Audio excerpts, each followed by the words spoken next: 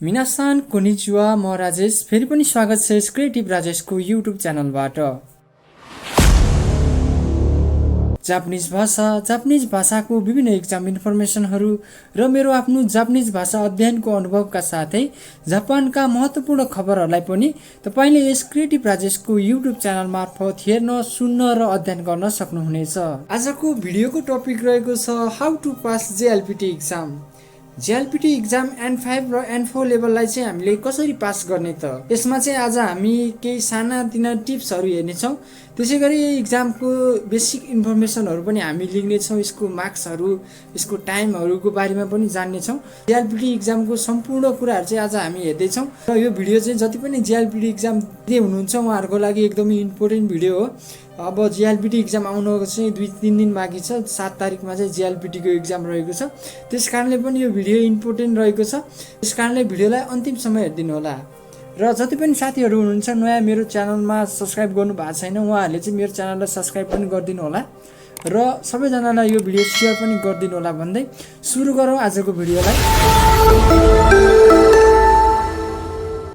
र सुरुमा त हामीले जेएलपीटी एक्जामको इन्फर्मेसनहरू बुझौँ। बेसिक इन्फर्मेसनहरूमा मार्क्सहरूको बारेमा बुझौँ। मार्क्समा चाहिँ N5 लेभलमा चाहिँ टोटल मार्क्स भनेको 180 हुन्छ। 180 पूर्णाङ्कमा चाहिँ हामीले पास गर्नको लागि 80 मार्क्स चाहिँ ल्याउनै पर्ने हुन्छ र यसमा चाहिँ जम्मा 3वटा सेक्सन हुन्छ। N5 मा पनि 3टा हुन्छ भने N4 मा पनि 3टा सेक्सन नै हुन्छ। यसमा चाहिँ भोक्याबुलरी, ग्रामर, रिडिङ र लिसनिङ गरी 3टा सेक्सन हुन्छ र यो प्रत्येक सेक्सनमा चाहिँ हामीले 19 मार्क्स चाहिँ ल्याउनै पर्ने हुन्छ पास गर्नको लागि। त्यो भन्दा कम एउटा सेक्सनमा आयो, 19 भन्दा कम एउटा सेक्सनमा र अरूमा चाहिँ त्यो 19 मार्क्स भन्दा बढी आयो भने पनि तपाईँ फेल हुनुहुन्छ, किनभने एउटा सेक्सनमा 19 भन्दा बढी ल्याउनु पर्ने हुन्छ र टोटल मार्क्स हामीले 80 मार्क्स ल्याउनु पर्ने हुन्छ। 80 भन्दा कम आयो भने पनि फेल हुन्छ हामी। र N4 लेभलमा पनि सेम नै हो। मार्क्स पूर्णाङ्क भनेको 180 नै हुन्छ र यसमा पनि 3टा सेक्सन नै हुन्छ। पास गर्नको लागि हरेक सेक्सनमा 19 चाहिँ ल्याउनै पर्ने हुन्छ। N4 लेभल पास गर्नको लागि चाहिँ हामीले 90 मार्क्स ल्याउनु पर्ने हुन्छ। N5 मा 80 ल्याए पुग्छ भने N4 मा चाहिँ 90 ल्याउनु पर्ने हुन्छ र यसमा चाहिँ हामी टाइमहरूको बारेमा पनि बुझौँ। टाइमहरू भनेको चाहिँ N5 लेभलमा चाहिँ भोक्याबुलरी गर्नको लागि हामीलाई 25 मिनट टाइम छुट्याएको हुन्छ। त्यसपछि ग्रामर र रिडिङ गर्नको लागि हामीलाई 50 मिनटको टाइम छुट्याएको हुन्छ भने त्यसै गरी लास्टमा चाहिँ लिसनिङ हुन्छ। लिसनिङमा चाहिँ हामीलाई 30 मिनटको टाइम छुट्याएको हुन्छ। N4 लाई चाहिँ भोक्याबुलरीमा 30 मिनट दिएको हुन्छ भने ग्रामर र रिडिङमा 60 मिनट हुन्छ। त्यसै गरी लिसनिङमा चाहिँ 35 मिनट हुन्छ। यो चाहिँ N4 को भयो। तपाईले यसरी मैले यहाँ राखिदिएको छु फोटोमा पनि तपाईले हेर्न सक्नुहुनेछ। पज गरेर तपाईँ यो फोटोहरू हेर्नु होला, राम्रोसँग बुझ्नुहुन्छ यति भएपछि। र अब कुरा गरौँ कसरी चाहिँ सजिलैसँग हामीले जेएलपीटी एक्जामलाई चाहिँ पास गर्ने त। यसमा चाहिँ N5 र N4 लेभल दुवैलाई हुने गरी चाहिँ म 1-2टा टिप्सहरू भनिदिने छु तपाईहरुको लागि। त्यस कारणले चाहिँ एकदमै इम्पोर्टेन्ट भिडियो रहेको छ यो, अन्तिमसम्म हेरिदिनु होला। पक्कै पनि साथीहरू एक्जाम पास गर्नको लागि तोकिएको बुकहरू त अवश्य पढ्नु परिहाल्यो। यसमा चाहिँ N5 लेभलमा चाहिँ मिनानो नियोङ्गोको पार्ट 1 बुक र N4 लेभलमा चाहिँ पार्ट 1 र पार्ट 2 मिनानो नियोङ्गोको बुकहरू पढ्नु पर्ने नै हुन्छ। यसको बाहेकमा चाहिँ अब हामीले कतिपय स्टुडेन्टहरूले चाहिँ पढ्नुहुन्छ, राम्रोसँग पढ्नुहुन्छ। सामान्य टेस्टहरू गर्दाखेरि पनि उहाँहरूले कटाइरहनुहुन्छ, तर एक्जाममा गएर बसिसकेपछि एकदम प्यानिक भएर एकदम हतारले दिँदाखेरि चाहिँ एक्जाम बिग्रिएर फेल हुने स्टुडेन्टहरू धेरै हुनुहुन्छ। त्यस कारणले तपाईहरुले चाहिँ एकदमै आरामले, एकदमै कुल भएर र एकदम ठन्डा माइन्डले चाहिँ हामीले एक्जाम दिनुपर्ने हुन्छ। र यसमा चाहिँ म तपाईहरुलाई 1-2टा टिप्सहरू भन्ने छु र 1-2टा सानोतिनो टिप्सहरूले पनि तपाईको एक्जाम चाहिँ राम्रो हुनेछ। अब धेरै दिन बाँकी छैन। अब दिनमा त तपाईहरुले मक टेस्टहरू गर्न सक्नुहुन्छ। युट्युबहरुमा चाहिँ प्र्याक्टिस क्वेशनहरू गरेर, लिस्टिङहरुको प्र्याक्टिस क्वेशनहरू हेरेर तपाईले प्र्याक्टिस यसरी गर्न सक्नुहुन्छ। र त्यो भन्दा बाहेक चाहिँ हामीले एक्जाममा दिने 1-2टा टिप्सहरू भन्छु म तपाईहरुलाई कसरी चाहिँ एक्जाममा दिने भनेर। यसमा चाहिँ सुरुमा हाम्रो भोक्याबुलरी आउँछ। दुईटैलाई चाहिँ म मिल्ने कुराहरू गरिदिन्छु N5 र N4 लेभललाई। सुरुमा भोक्याबुलरी आइसकेपछि हामीले चाहिँ भोक्याबुलरीमा चाहिँ जति सक्दो धेरै नम्बर ल्याउनु पर्ने हुन्छ, किनभने भोक्याबुलरी चाहिँ सजिलो हुन्छ। यसमा चाहिँ अब भोक्याबुलरीहरू भन्ने बित्तिकै अब लेटरहरू, त्यो कोतोबाहरू चिन्ने हो, कोतोबाहरू चिन्ने, अनि अब खान्जीहरूको आउँछ त्यसरी त्यसलाई चिन्ने हो। यो त तपाईहरुले गर्न सकिहाल्नुहुन्छ। अब पढेको कुरा भोक्याबुलरीहरू मिनिङहरू त तपाईँहरूलाई थाहा हुन्छ। यसमा चाहिँ धेरै नम्बर ल्याउनु होला। अरूमा चाहिँ जोडिँदाखेरि तपाईँलाई पास गर्नलाई चाहिँ सजिलो हुन्छ, त्यस कारणले भोक्याबुलरीमा धेरै नम्बर ल्याउनु पर्ने हुन्छ। र ग्रामर र रिडिङमा चाहिँ यसमा चाहिँ सबैभन्दा इम्पोर्टेन्ट कुरो भनेको चाहिँ टाइम म्यानेजमेन्टको हुन्छ। यसमा चाहिँ धेरैजना स्टुडेन्टहरूले चाहिँ टाइम भ्याउनुहुन्न र फेल हुने साथीहरू धेरैजना हुनुहुन्छ। सुरुमा ग्रामरहरू आउँछ अनि त्यसपछि लास्टमा रिडिङहरू आउँदै जान्छ। ग्रामरहरूमा चाहिँ तपाईँले के गर्नुपर्ने हुन्छ भने गाह्रो क्वेसनहरूलाई चाहिँ धेरै त्यो टोलाएर हेरेर पुरै दोहोऱ्याइ तेह्राइ चौराइ हेरेर त्यसरी त्यसको एन्सर जसरी पनि म पत्ता लगाउँछु भनेर बस्यो भने चाहिँ पछाडिको चिप्लिन्छ। त्यही भएर सुरुमै हामीले चाहिँ गाह्रो क्वेसनहरूलाई छोडिदिने, सजिलो क्वेसनहरू गर्ने, गाह्रो क्वेसनलाई पछाडि गर्ने।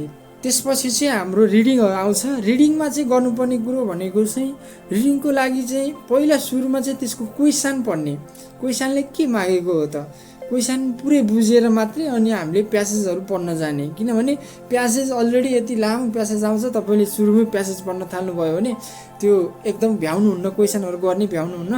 त्यस कारणले चाहिँ सुरुमा चाहिँ क्वेसन पढ्ने, क्वेसनले के मागेको छ माथि प्यासेज पढ्न जाने। त्यसपछि प्यासेज पढ्दै जाँदाखेरि तपाईँको पहिल्यै प्याराग्राफमा चाहिँ क्वेसनले मागेको एन्सर छ भने चाहिँ त्योभन्दा तलतिरको तपाईँले पढिरहनु जरुरी छैन, त्यसलाई चाहिँ स्किप गरेर अर्को क्वेसनमा गइहाल्ने।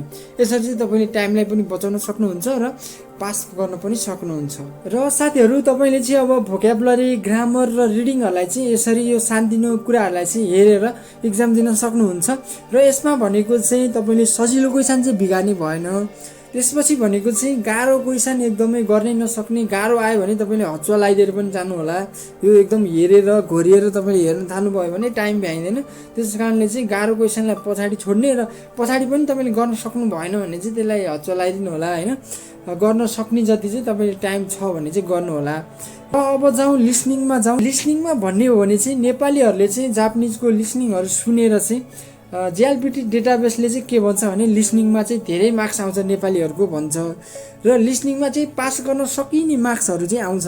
यसमा टोटल भनेको हामीले लिसनिङमा 19 मार्क्स ल्याएर पास गर्नुपर्ने हुन्छ र 19 मार्क्स चाहिँ मजाले ल्याउन सक्नुहुन्छ तपाईँले। र धेरै मार्क्स पनि आउँछ तपाईँको लिसनिङमा।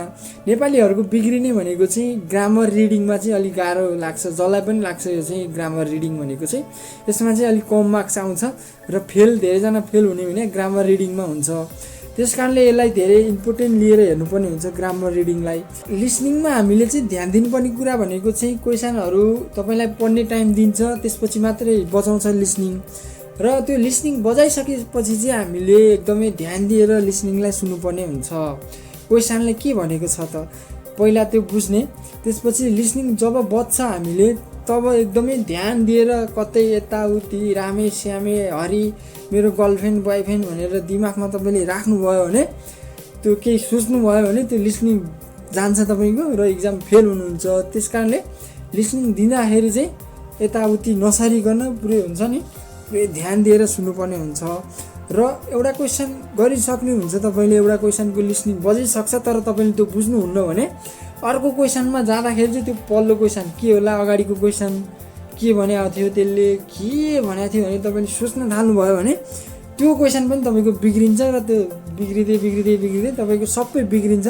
त्यो भएको हुनाले तपाईँले लिसनिङ दिँदाखेरि चाहिँ एउटा क्वेसन मिस्टेक भएर तपाईँले सुन्नु भएन, बुझ्नु भएन भने त्यो छोडिदिनु होला र जुन प्रेजेन्टमा तपाईँले बजिरहेको क्वेसनको लिसनिङहरू छ त्यसलाई चाहिँ इम्पोर्टेन्ट दिएर फोकस गरेर हेर्नु होला।